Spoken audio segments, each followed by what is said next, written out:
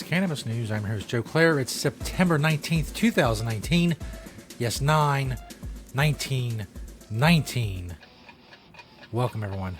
The show, as always, is presented by the Marijuana Times. You can find us at marijuanatimes.org for a lot of great news about the cannabis community, industry, and beyond. marijuanatimes.org. Today, we're talking about the importance of how the legal cannabis industry is responding to the vaping issues. Also, the average price of retail marijuana in Colorado on the wholesale level is going up and has been for a little while. And an update on the story we did either last week or the week before about a medical marijuana patient and student who was arrested in Russia, in St. Petersburg to be more specific, with some 19 grams of marijuana.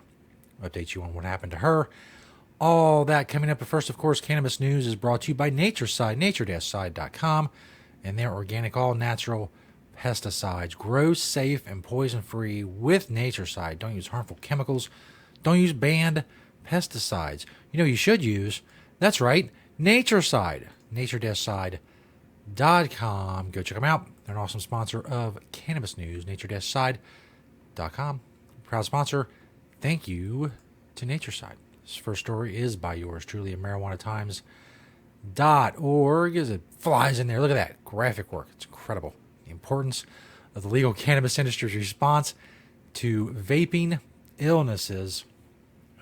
Cannabis, basically in the article I point out that as the vaping problems make their way through the press, how the industry, the legal industry responds is very important.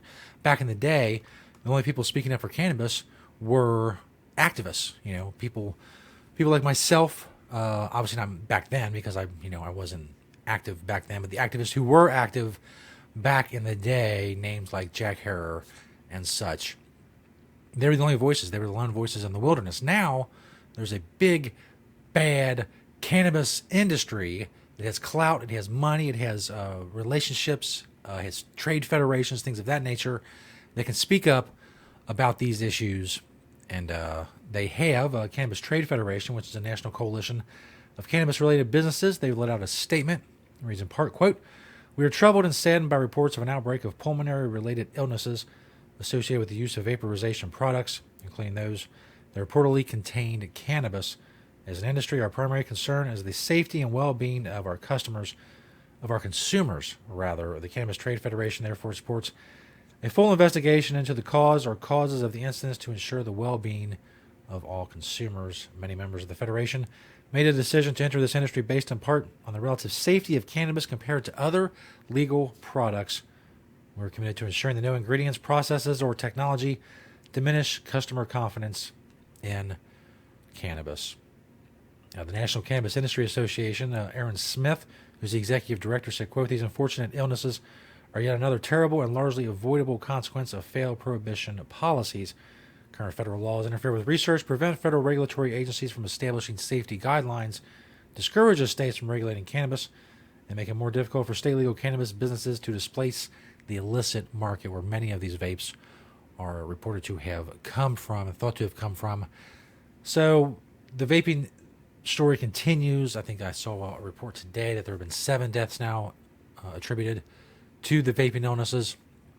We'll continue to cover this story as the need arises and continue to get the word out that those illegal bootleg vape cartridges, they might look nice in the packaging that somebody got off Amazon a few weeks ago, but they are not the real thing. Stay away. Stay away. It's the whole message.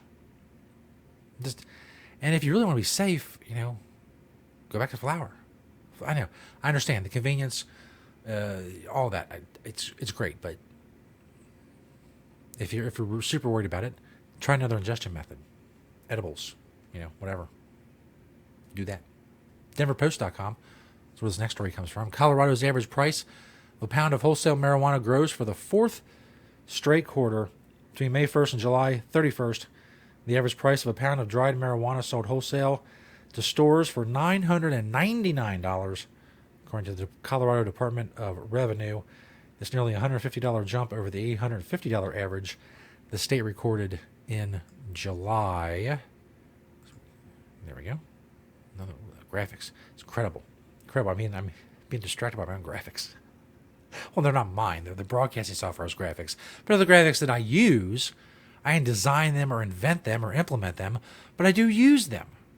So that's at least, what, a quarter of the battle? The $999 average market rate price, a figure used by the state when assessing its 15% excise tax on retail marijuana sales and transfers, takes effect October 1st. In October of 2018, by comparison, a pound was going for $759. The average cost of buds destined to be turned into extract products also rose during the reporting period, hitting $254, up from $227. Whole undried plants rose $173 per pound, $273 per pound from $152. Average seed costs went from $4 to $5. So prices are going back up in Colorado as supply and demand kind of equalize and level out and begin the long dance of adjustment back and forth that puts constant pressure on prices. And obviously, if wholesale prices go up in Colorado, then more than likely retail prices are going to go up slightly as well, unless companies can find another way to offset those costs. This last story comes from FoxNews.com. It's an update on a story we did a week or two ago about a medical marijuana patient who was a student.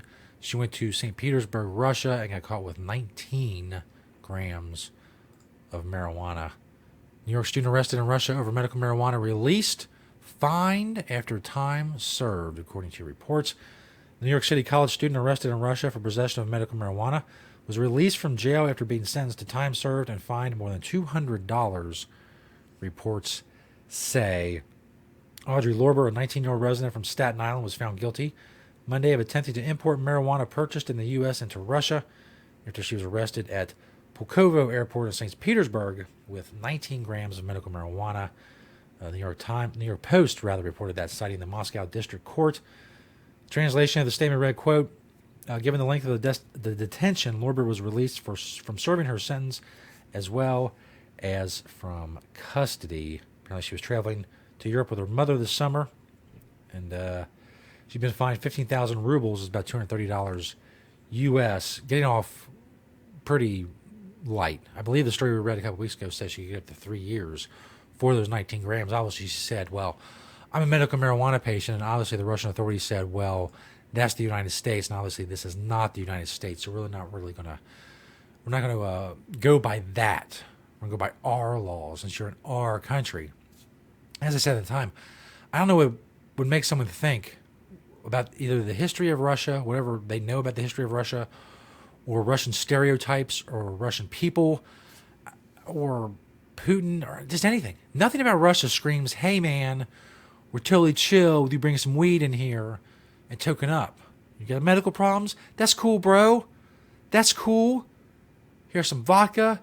Here's some Russian food, some baklava,